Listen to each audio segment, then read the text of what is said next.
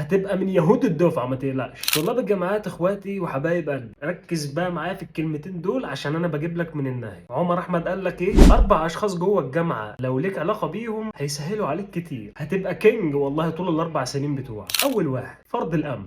فرد الامن بتاع الجامعه وبتاع المدينه الجامعيه اللي انت ساكن فيها. لو الاتنين دول كويسين معاك هم والورديات بتاعتهم، بص ما اقولكش على كميه الدلع اللي انت هتشوفها، دخول وطلوع براحتك بالنسبه للسكن يعني، هتدخل اللي انت عايزه رايح جاي زي ما انت عايز. بالنسبه لامن الجامعه بقى ذات نفسه، هتسال على اللي انت عايزه براحتك، مفيش تفتيش، مفيش وريني الكارنيه بتاعك، مفيش الكلام ده. تاني واحد بتاع الكافتيريا بتاعت الجامعه.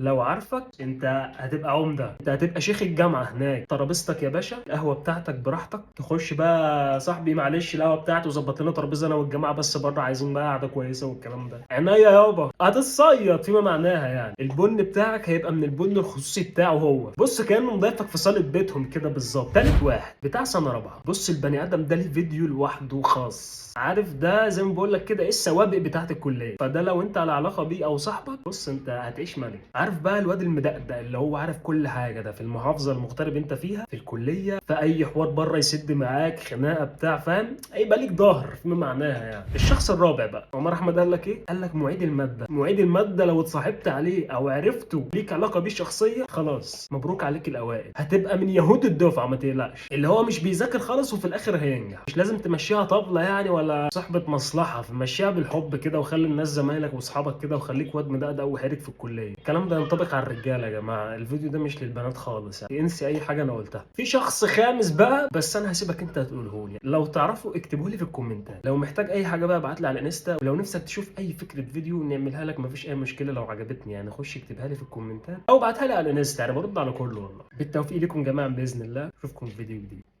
سلام.